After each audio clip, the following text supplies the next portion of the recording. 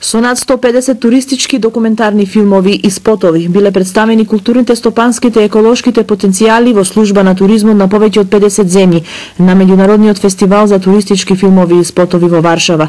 Во селектирана конкуренција од 60 филмови и спотови, Македонија вечна на Милчо Манчевски, изработен од продуцентската куќа Сенка, ја освои првата награда.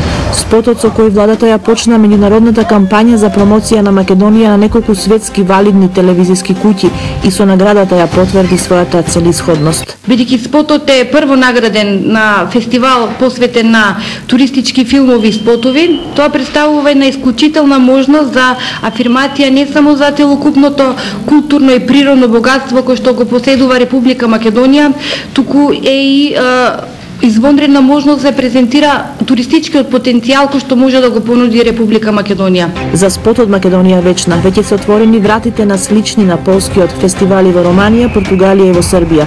Продуцентите на филмот, судејќи според исклучително позитивните реакции на своите колеги присутни во Варшава, очекуваат понудите да се намножат. Со овој спот Македонија се позиционира како земја чија богата историја е покана за сите туристи од целиот свет. Спотот Македонија вечна, нашиот најдобар филмски режисер Милчо Манчевски го снимаше лани есента во Преспа, Велес, Прилеп, Крушево, Охрид, Кокино, Стоби, Курбиново, Конопиште, Скопје и во манастирот Свети Јован Бигорски.